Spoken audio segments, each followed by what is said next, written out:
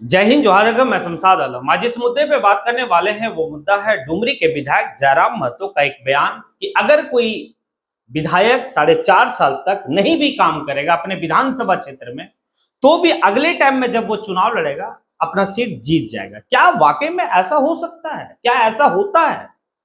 ये सारी बात इस वीडियो में करेंगे और समझेंगे कि आखिर जयराम महतो ये बयान किस पर्पज से दिए हैं और इसके पीछे क्या है, क्या तर्क है, ये समझेंगे।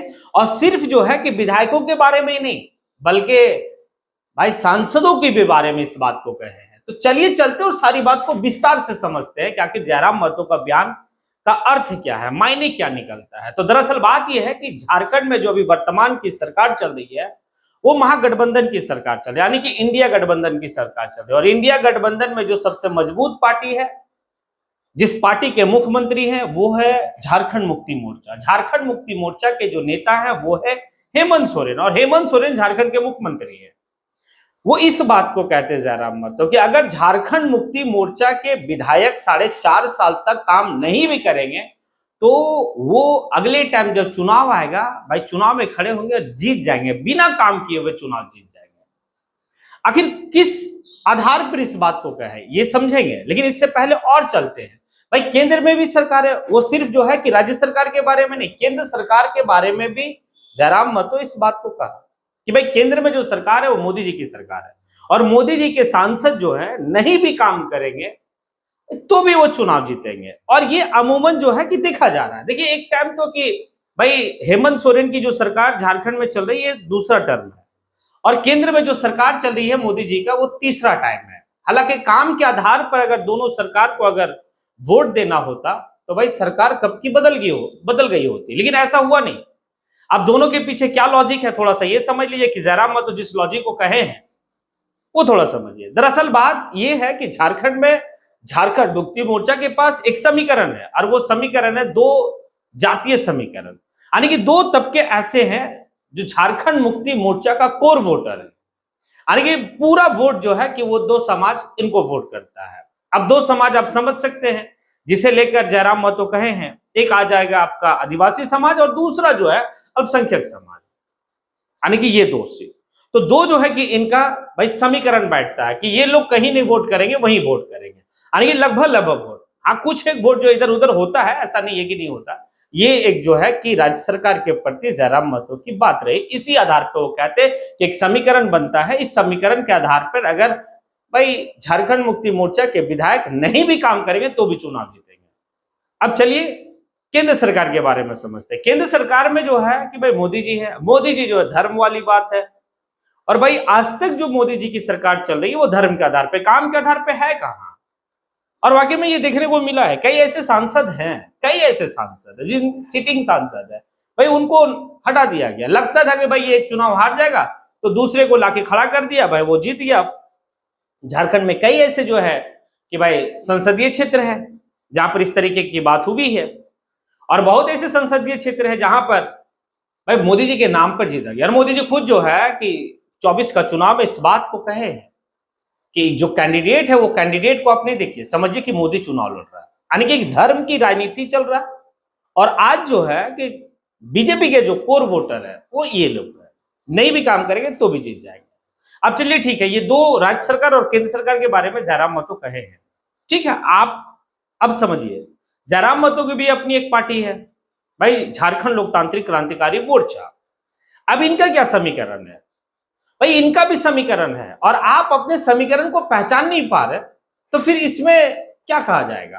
भाई आपके पास झारखंडियत की समीकरण है, आपके पास स्थानीयता की समीकरण है, आप जिस समीकरण को लेके चल रहे थे, आप जिस स्ट्रैटेजी को लेके चल रहे हैं या चल रहे थे, अगर आप दिशा को ना भटके तो भाई आने वाले वक्त में आपकी सरकार होगी।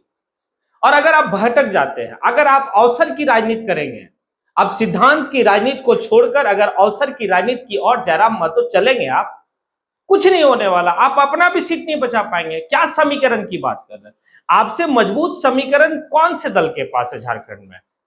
भाई एक पार्टी जो है कि नई नवेली पार्टी बनती है और वो चुनाव में आती है और इतना बेहतर परफॉर्मेंस होता है कि भाई लोग जो है कि पूरे हिंदुस्तान में चर्चा होता है कि एक लड़का है जो एक गरीब फैमिली से उठकर आता है, राजनीति में पार्टी बनाता है और पार्टी को जो है एक सीट जीतता और कई सीट पे जो है कि भाई दमदार तरीके से पेश आया। एक समीकरण था और उस समीकरण में जो है कि आपका खतियानी समीकरण था, आपका जो समीकरण था वो झारखंडियत की समीकरण था। भाई युवा जो है कि आपके साथ जुड़े हैं और उस युवा को आप कितना बचा पाते हैं, आप इस समीकरण को कितना भुना पाते हैं आने वाले वक्त के चुनाव में। अगर आप दिशा भटकेंगे समीकरण आपका टूटेगा। हाँ, अगर उनके साथ भाई दो जातीय समीकरण है, उनके साथ धार्मिक समीकरण है, तो आपके साथ झारखंडियत की समीकरण है।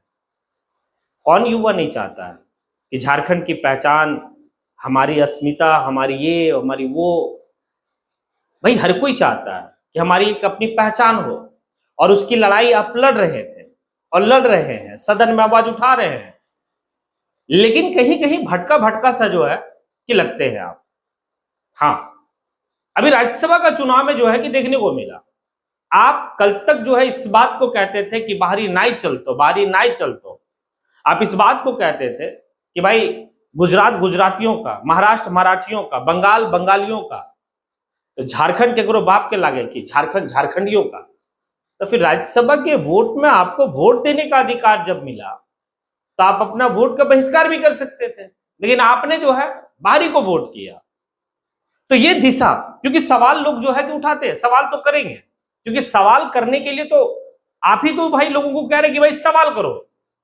तो आप सिस्टम में हैं, आप अब एक संवैधानिक पद पे हैं, और अगर आप जो है सिद्धांत की राजनीति को छोड़कर और अवसर की राजनीति की ओर आप जो है कि चलेंगे तो आपका समीकरण नहीं बनेगा।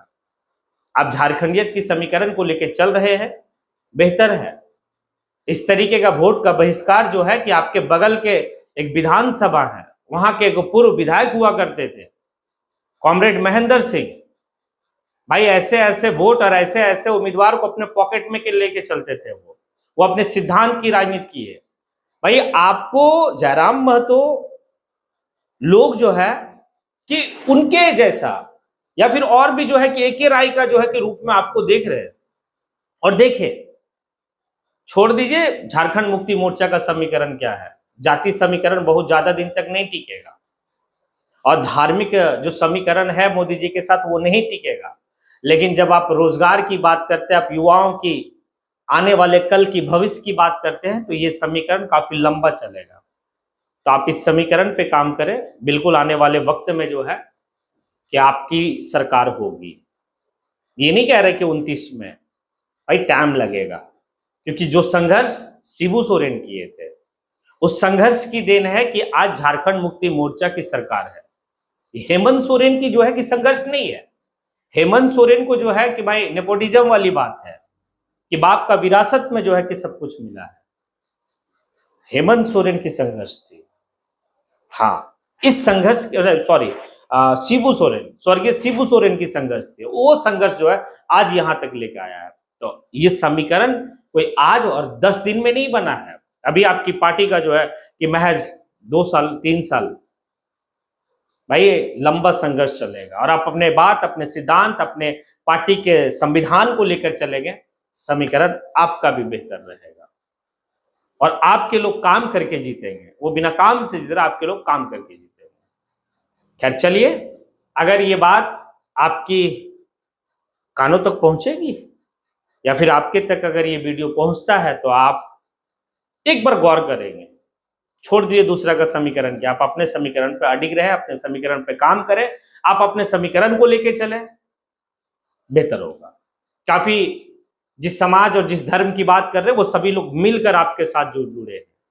आपकी इस संघर्ष की वो यादें, वो कहानी, वो सब जो है कि झारखंड के युवा देखा है, जाना है। लोग चाहते हैं कि भाई कल जो है कि दूसरा भी जयराम हो। खैर चलिए, मैंने जो कहा, जिस बात को मैं वीडियो के माध्यम से लोगों तक रखने का प्रयास किया, अगर आपको लगता है कि हाँ मेरी जो बात कही गई है वो सही कही गई है, तो आप जो है कि कमेंट सेशन में आके कमेंट कीजिए। इसी के साथ मैं अपनी बात को यहीं पे समेटता हूं। जय हिंद।